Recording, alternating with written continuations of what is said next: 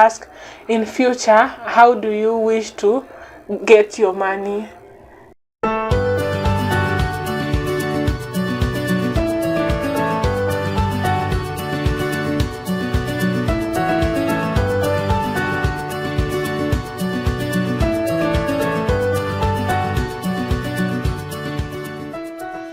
Hi guys, welcome back to our channel. We are the Generation Z Life. Consider subscribing, liking and commenting down below. You can also share this episode to your family and friends. Okay, on today's episode I am with my co-host Nikki. In this episode we talk about what, Wawi? We are going to talk about money habits. Yes.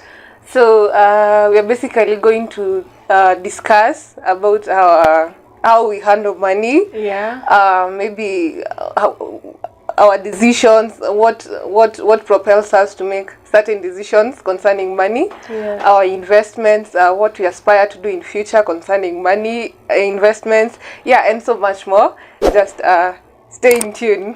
Yes. Okay, so what is your relationship with money? How do you handle your money, in short?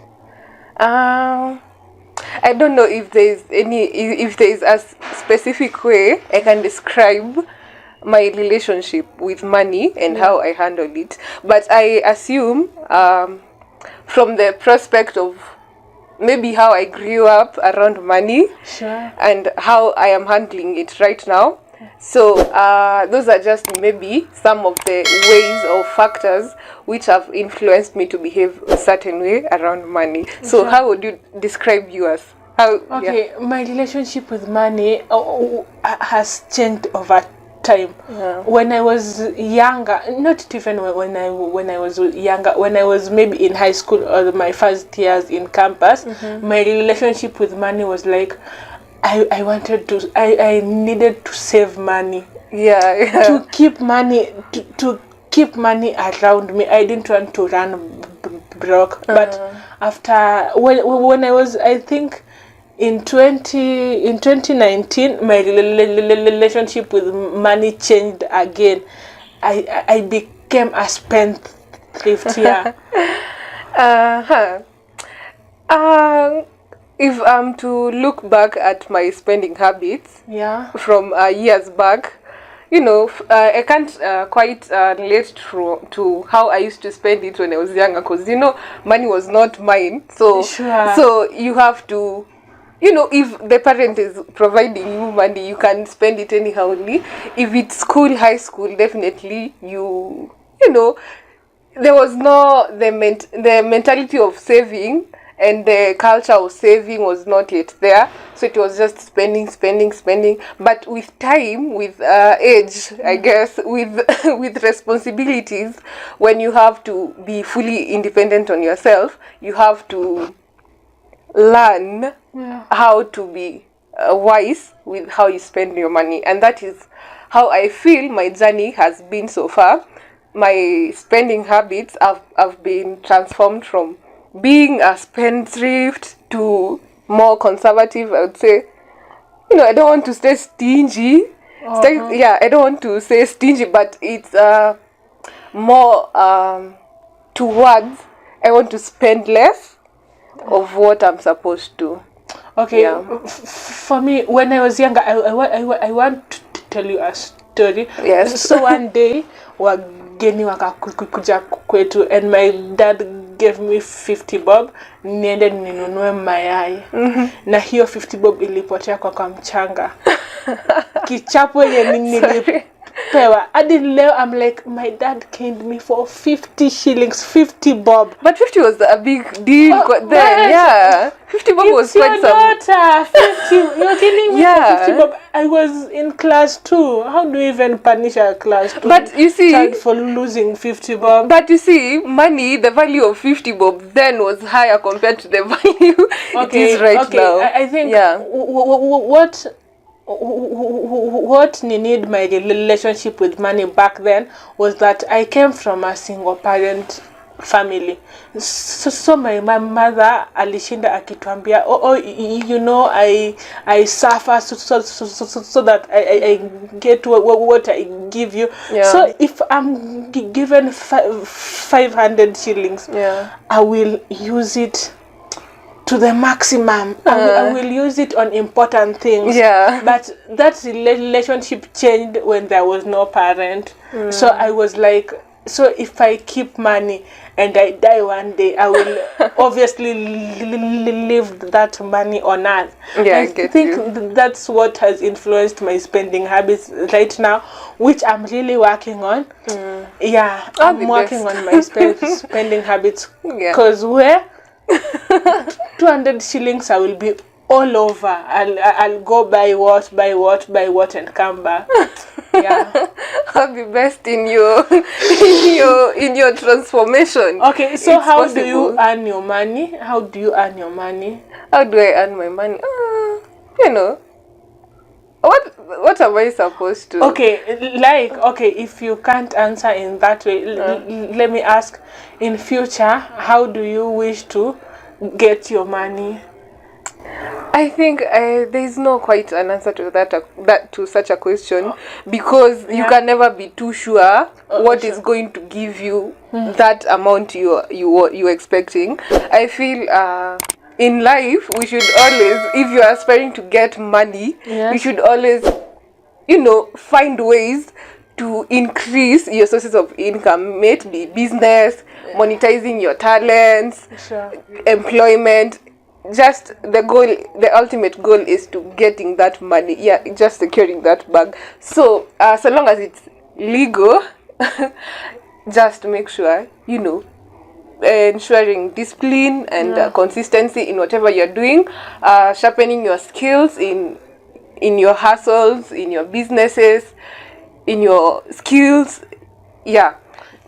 Okay, why I have asked that question is that we are young.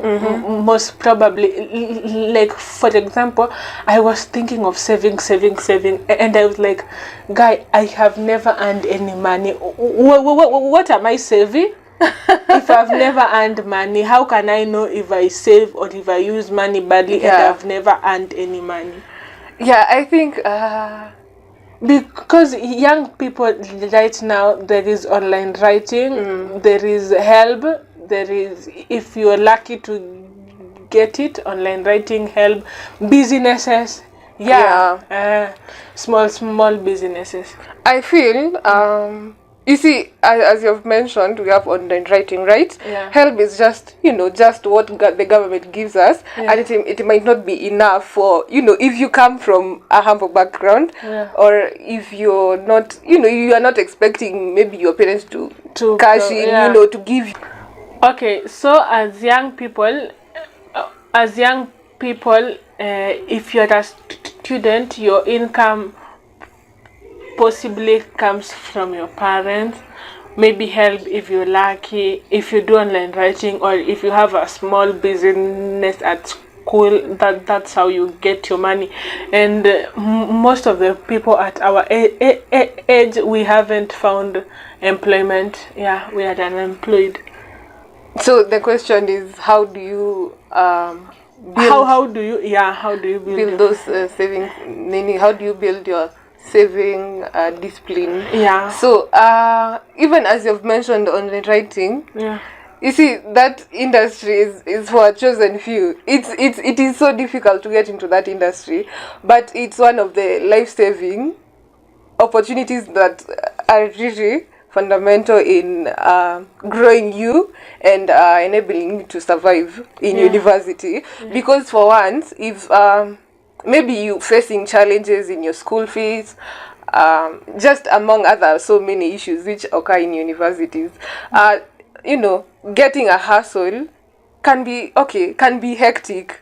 Sure. Because you have to balance between going to, you know, Academics, even getting that hustle is a hustle itself. Sure. So, yeah. You have to know someone who knows someone else. Yeah, in everything, even the writing itself, it's so difficult to secure. navigate. Yeah, navigating is so difficult, but you see, once you get into it, that is when, you know, patience and consistency and gaining more skills, you get the chance to maybe gain something from it. So you know, I feel that is one of the ways we can, as young people and for other young people. But you know, with online writing, I came to learn there are seasons. Like once unaambiwa season iko down, so it is so inconsistent in itself. Yeah, it is inconsistent. And then some people don't pay you for the work you've done. Now even you don't sleep. You don't sleep. You sacrifice. Yeah. You sacrifice so much time working on a task, and you can even get scammed. You won't get paid, and the employer who assigned you the task disappears. Sure. You'll end up maybe sleeping hungry. You have maybe unfinished tasks. You have assignments, loads of assignments to tackle. You know, so many bills, but what will you do? You'll do nothing. But I feel that those down moments about those negative sides of writing are the ones which build you to be persevere, you know, to build perseverance. Yes, that is what I'm trying to say. And patience in life, because, you know, after this person does you that, you're going to seek another one. You're going to aspire to do more. You know, you do not give up. You know, I feel one of my mottos so far is, no, we are not giving up. See, we are not giving up. Life must just go. Life does not care whether you want to give up or not. It is continuous eating you up. Yeah, you are on your own. Yeah, no one will save you when you're sunk. No one will save you. You have to save yourself. Yeah, that's why in everything you do, give it your best. You know, be persevere. Okay, so what is your suggestion on maybe saving, investing as young people? Because some people say don't save, invest. Some people are like, don't invest, save for the dry season. But I feel, you know, saving is the one which brings the investment. Because what are you going to invest if you have nothing to say? Sure. If you have never saved, if you have nothing, if you have nothing, what are you going to invest? That is why either way, whatever you're going to do to gain that income, save it first, and then from there you can decide on what are you going to do with that money. But I feel the ultimate goal of gaining that money should be there. It should be the main objective as to why you're looking for money. Okay, for me, I can't talk about finances without talking about SACCOs and banks. Yeah, you see the way SACCOs, okay, for crying out loud, SACCOs are helping some people. But if you again think of it, I think you should watch out for the terms and conditions of something before you get yourself in it. But I have because it's one way in which people invest. I hear it's good. SACCOs are really good for people who are looking to start businesses or who are already in businesses. Okay, I do not have any personal experience with SACCOs because I'm not yet there. I'm not yet there, but I'm still doing my assignment on it. So maybe my focus would be to invest with banks. There's this thing called MMF, money market funds. You can invest from as low as 500 bob from banks or organizations such as Old Mutual. That is one. But you know, I feel like the positive side of such organizations is when you put your money in this MMF account, your money gets to grow interest daily. So, you know, this would be like a starter for young people. If you feel like maybe you're not yet there to start investing in big accounts, you can start from the small ones. Do your assignments. There's so much information out there. And that is one of the ways you can get started in growing your money as a young person. Okay, for me, my advice to a young person is, look, what look at yourself. Let me use that. What do you have? What do you know? Or if you are maybe in the village and you have a piece of land, start from there. Yeah. If you have somewhere you can grow something, because currently the the rate of unemployment is too high. Very, very. Don't wait. And even if you get that employment, you can get the employment and still not be happy at all and never be happy. And consider if you get employment maybe at 25, at what age do people retire? Is it It 55? can be 55 or 60 60s, there. yeah. So you will probably work for the next 35 years. Yeah. Are you happy in an 8 to 5 job from Monday to Friday? Month come 12 Yeah. months a year, all the days of your life until you die. But you see, there's also the downside of the fact that in this economy, Yeah. I am going to go.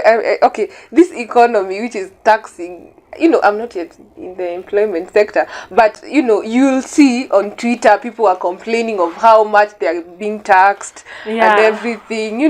So you are left questioning yourself: is it this really worth it? Is it worth my time investing all that energy? Sure. 8 to 5 each and every day, and I get very, very little out of it. It's not worth it. So maybe diversifying your income.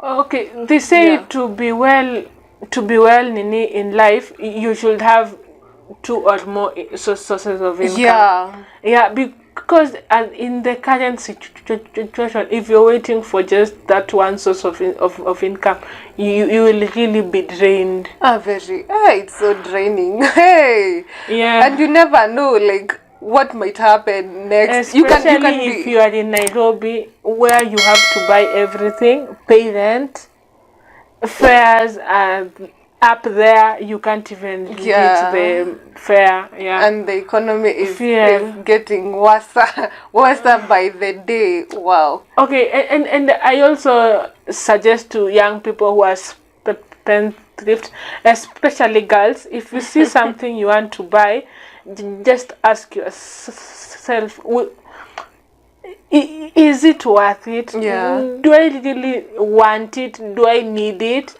Yeah. I remember I remember watching a certain YouTube video. Yeah. And the main host was talking about the needs and the wants. So in perspective to money, and when it comes to how we spend it, we have to look at, do I really need this thing? Sure. Imagine that's how I look at things right now. I'll go to town and I hear, saw me, and I'm like, do I really need it? Yeah. And I'm like, no, it can wait. I didn't budget for you, bye. You have to really identify your needs and the wants. Yeah. Prioritize prioritize the more important things, and the rest can come later. And also look at buying things that give you money. For example, what are you doing with an iPhone 11 Pro if you don't need it for work? Okay, we're not saying If iPhones it's are not bad, giving but you money. Okay, like if you don't have money to buy that thing, now you are straining to buy it and it can't even help you. peer pressure. Yeah. And That's peer pressure. people have big phones out here, Yeah. iPhone 15, and if you ask them, they'll tell you, I use it for work, I need a lot of space, but you can do with a Kaduda because you don't need anything.